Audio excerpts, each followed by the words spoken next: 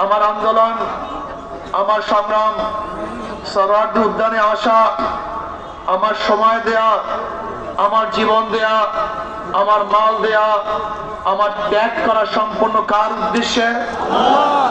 জোরে বলেন, একমাত্র আল্লাহর উদ্দেশ্যে। ইসলামী যুব আন্দোলন সাহাবাদের অনুসরণ করে, সাহাবাদের অনুসরণ ইসলামী যুব আন্দোলন। সাহাবাদেরকে ভুলবেন না, তারাই আমাদের অনুপ্রেরণা। আমরা তাদের দেখানো পথে চলতে চাই, তাদের মহব্বত অন্তরে লালন করি, তাদের ভালোবাসতে জানি, তাদেরকে ভালোবাসতে জানি, তাদেরকে এত মহব্বত করি, আমাদের জীবনের চেয়ে সাহাবায়ে কেরাম থেকে বেশি মহব্বত করি। শুধু কি তাই, যারা সাহাবাদেরকে ঘৃণা করে, সমালোচনা করে, ওদেরকে আমরা মহব্বত করতে পারি না, ওদেরকে আমরা ভালোবাসতে পারি না। আমরা জনাব মুহাম্মদ রাসূলুল্লাহ সাল্লাল্লাহু আলাইহি ওয়াসাল্লাম আদর্শ গ্রহণ করে তার দেখানো নীতির আদর্শ বাস্তবায়ন করতে চাই।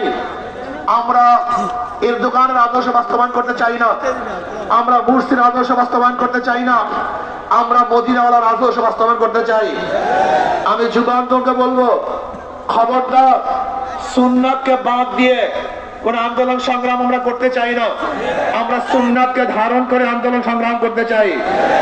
আমরা সুন্নাতকে জবাই দিয়ে তাকিয়ার নামে, আমরা কৌশলের নামে সুন্নাতকে জবাই দিতে চাই না, বরং আমরা চাই সুন্নাতকে সমুন্নত করতে, সুন্নাত অনুযায়ী চলতে।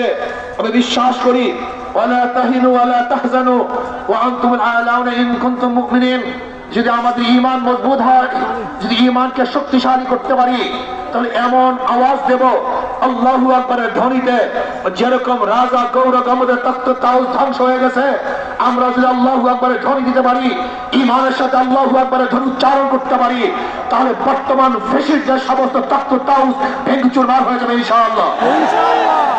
এই জন্য যুব আন্দোলনকে বলবো, খবরদার জিকির ও ফিকির, জবানে জিকির থাকতে হবে, ব্রেনের মধ্যে ফিকির থাকতে হবে, কলমের মধ্যে শুকুর থাকতে হবে, অঙ্গ প্রত্যঙ্গ সবর থাকতে হবে। মনে রাখবেন, রুহানিয়াত ও জিহাদের সমন্বিত প্রয়াস। রুহানিয়াতকে বাদ দিয়ে কোনো জিহাদ আমরা চাই না। রুহানিয়াতকে বাদ দিয়ে জিহাদ করবেন, এটা জিহাদ হবে না, সন্ত্রাস হবে। কি হবে? সন্ত্রাস হবে। যেই জিহাদের সাথে রুহানিয়াত নেই, ওই জিহাদ জিহাদ না, বরং সন্ত্রাসবাদ হবে। ইসলামী ছাত্র আন্দোলন, ইসলামী যুব আন্দোলন, ইসলামী আন্দোলন বাংলাদেশ, তারা কি চায়? আল্লাহর জমিনে আল্লাহর হুকুমতের মাধ্যমে কল্যাণ রাষ্ট্র চায়। ইসলাম হুকুমত বাদ দিয়ে আমরা কল্যাণ রাষ্ট্র চাই না, আমরা ইসলাম হুকুমতের মাধ্যমে কল্যাণ রাষ্ট্র প্রতিষ্ঠিত করতে চাই। আমরা বিশ্বাস করি ইসলাম হুকুমত ব্যতীত secularism, socialism, capitalism, communism, democracy কোন আদর্শ মানুষকে শান্তি দিতে পারে না, মুক্তি দিতে পারে না। একমাত্র মানুষের মুক্তির গ্রান্ট হলো ইসলাম হুকুমত। ইসলাম হুকুমত কায়েম করতে হবে। আপনারা জানেন, আজকে অন্তর্বর্তী সরকার কিছু সংস্কার করতেছে, তার মধ্যে রাষ্ট্র সংস্কার। অবশ্যই রাষ্ট্র সংস্কার করতে হবে। কেন?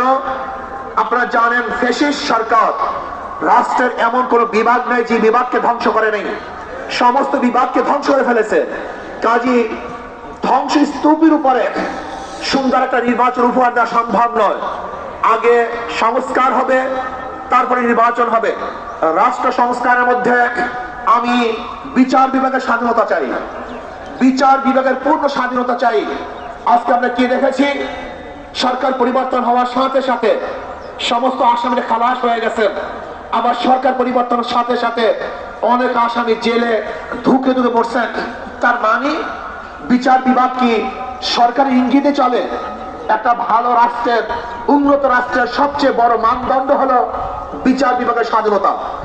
যেই রাষ্ট্রের মধ্যে বিচার বিভাগের স্বাধীনতা নাই, ওই রাষ্ট্র ভালো কল্যাণমুখী একটা রাষ্ট্র হতে পারে না। এর জন্য আমি বিচার বিভাগের স্বাধীনতা চাই। যা আছে সেই অনুযায়ী সে রায় প্রদান করবে, এমন স্বাধীনতা বিচার বিভাগকে থাকতেই হবে। এমনকি ওই চেন্নাইকে, চিটাগাংয়ের চেন্নাইকে, সেও যদি বিচারের আওতা দিয়ে, সেও যদি আইনের আওতায় খালাস পায়, আমার কোনো আপত্তি নেই। কিন্তু আমিও যদি বিচারের আইনে আইনের মাধ্যমে জেলে থাকি, তাহলে আমার আপত্তি নেই। বিচার বিভাগকে স্বাধীন দিতে হবে, কারোর ইঙ্গিতে বিচার বিভাগ চলতে পারে না। যদি বিচার বিভাগের স্বাধীনতা না থাকে, মান হাফেরা হুফেরা, তুমি যে গর্ত খুঁজবা সেই গর্তের মধ্যে একদিন তুমিই পড়বা। এই জন্য বিচার বিভাগের স্বাধীনতা চাই। নাম্বার 2, সংবিধান সংস্কার। আজকে দেখেছি সেখানে প্রায় 505টা আসন রাখা হয়েছে। আসন কম হোক বেশি হোক, কিন্তু সব জায়গায় নির্বাচনের ভিত্তিতে সংসদ সদস্য হতে হবে। মহিলাদের জন্য সংরক্ষিত আসন 100, এটা আমরা মানিলাম। যে সংরক্ষিত আসন মহিলাদের জন্য রাখা হয়, এটা মহিলাদের সাথে বৈষম্য করা হয়, তাদেরকে দুর্বল ভাবা হয়। আমরা তো কোঠার বিরুদ্ধে আন্দোলন করেছিলাম। যদি আবার মহিলাদের জন্য কোঠা রাখা হয়, তাহলে আমরা আন্দোলন সাকসেস হই নাই। আমরা বলবো মহিলারা সরাসরি নির্বাচন করবে, নির্দিষ্ট কোনো কোঠা আমরা চাই না। কোন মহিলাদের জন্য নির্দিষ্ট কোঠা থাকবে না, তারা নির্বাচন সরাসরি করবে। কাজী আমি অন্তর্বর্তী সরকারকে বলবো, মহিলাদের জন্য কোন নির্দিষ্ট আসন ইসলামী আন্দোলন বাংলাদেশ এটা আমরা মানতে পারি না, এইটা আমরা চাই না। আমরা চাই দ্বিকক্ষ বিশিষ্ট হোক, এককক্ষ বিশিষ্ট হোক, পিয়ার সিস্টেমে নির্বাচন হবে, সংখ্যানুপাতিক নির্বাচন হবে। যদি সংখ্যানুপাতিক নির্বাচন না হয়, পিয়ার সিস্টেমে নির্বাচন না হয়, তাহলে আবারও কালো টাকা সরাসরি হবে, বেশি শক্তি ব্যবহার করা হবে, মানুষের ভোট অধিকার প্রয়োগ করতে পারবে না, আমাদের আন্দোলন ব্যর্থ হবে। আজকে জুলাই বিপ্লবে ইসলামী আন্দোলন কি ভূমিকা ছিল আপনারা জানেন। 5ই জুলাই বরিশালে আমরা ঘোষণা দিয়েছিলাম যে ছাত্রদের বৈষম্য বিরোধী আন্দোলনের সাথে আমরা সম্পৃক্ত। শুধু কি তাই, সেখান থেকে শুরু করে এমন কোন আন্দোলন নাই, সংগ্রাম নাই যেখানে আমরা মাঠে ছিলাম না। আমরা জীবনের মায়া ত্যাগ করে রাস্তায় ঝাঁপিয়ে পড়েছিলাম। আমি বিশ্বাস করি ইসলামী আন্দোলন বাংলাদেশ যেইভাবে দলীয় ব্যানারে বৈষম্য বিরোধী আন্দোলন অংশগ্রহণ করেছে, বাংলাদেশের অন্য কোন সংগঠন দলীয় ব্যানারে এই আন্দোলনে সম্পৃক্ত ছিল না। শুধু কি তাই, ইসলামী আন্দোলন বাংলাদেশের যারা শীর্ষস্থানীয় লিডার নেতা তারাই মাঠে ছিল, কিন্তু যারা বৈষম্য বিরোধী আন্দোলনের বিরোধিতা করেছে, বলেছে যে এই সংগ্রামের সাথে আন্দোলনের সাথে আমরা সম্পৃক্ত নাই, তারা যদি আজকে নতুন ভাবে ক্ষমতা দেওয়ার স্বপ্ন দেখে, এদেশের জনগণ সেই স্বপ্ন পূরণ হতে দেবে না। সংস্কারের বিরুদ্ধে সংস্কারের পরেই নির্বাচন হবে। আজকে সংস্কার করতে যারা বাধা সৃষ্টি করেছেন, আমি বলবো দীর্ঘ 16 বছর কোথায় ছিলেন? রাত ডাক ছেড়েই বলবো, বিএনপি আপনারা কোথায় ছিলেন? প্রতিবার ঈদের কথা বলেছেন, ঈদের পরে আমরা আন্দোলন করব, ঈদের পরে সংগ্রাম করব, ঈদের পরে সেইটা করব। হাজার ঈদ চলে গেছে, আপনারা আন্দোলন করতে পারেন নেই।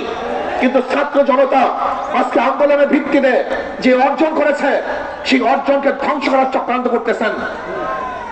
যে বৈষম্যের বিরুদ্ধে আন্দোলন করেছিলাম, চাঁদার বিরুদ্ধে আন্দোলন করেছিলাম, দুর্নীতির বিরুদ্ধে আন্দোলন করেছিলাম, ধর্ষণের বিরুদ্ধে আন্দোলন করেছিলাম, অবৈধ হত্যার বিরুদ্ধে আন্দোলন করেছিলাম, মানুষের স্বাধীনতার জন্য আন্দোলন করেছিলাম, মানুষের মুক্তির জন্য আন্দোলন করেছিলাম।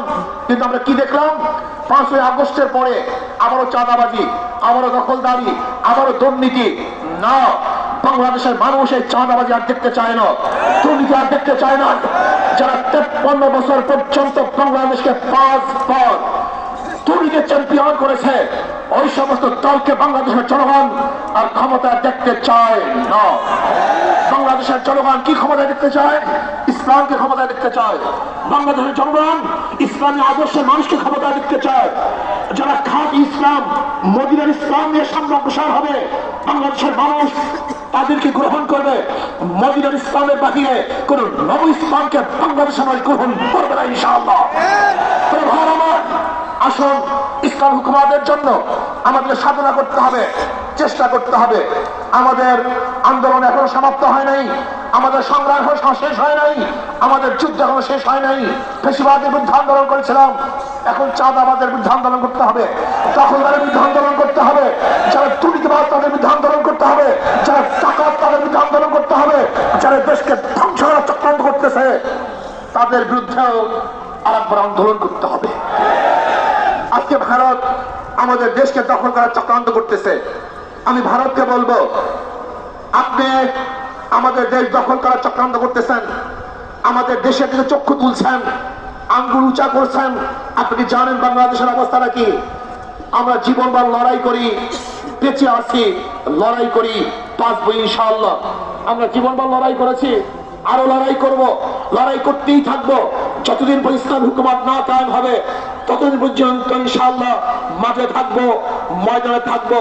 প্রিয় ভাইয়েরা আমার, আগামী নির্বাচন আসতেছে, নহে সমাপ্ত কর্মমদের অবকাশকতা বিশ্রামের আজকের থেকেই আমাদের কাজ শুরু হবে। মাঠে ময়দানে প্রত্যেকটা দাঁড়িয়ে দাঁড়িয়ে ঘরে ঘরে গিয়ে মানুষকে ইসলামের কথা বোঝাতে হবে, ভোট আদায় করতে হবে, ইসলামের পক্ষে আমরা ভোট নিয়ে আসবো। আল্লাহ আমাকে এবং আমাদের সবাইকে ইসলাম হুকুমত কায়েম করার চেষ্টা করার এবং সর্বোচ্চ ত্যাগ করার তৌফিক দান করেন। যুব কনভেনশন শুকরিয়া আদায় করছি, যারা আয়োজন করছেন সবাইকে ধন্যবাদ জ্ঞাপন করছি। আসসালামু আলাইকুম ওয়া রাহমাতুল্লাহি ওয়া বারাকাতুহু।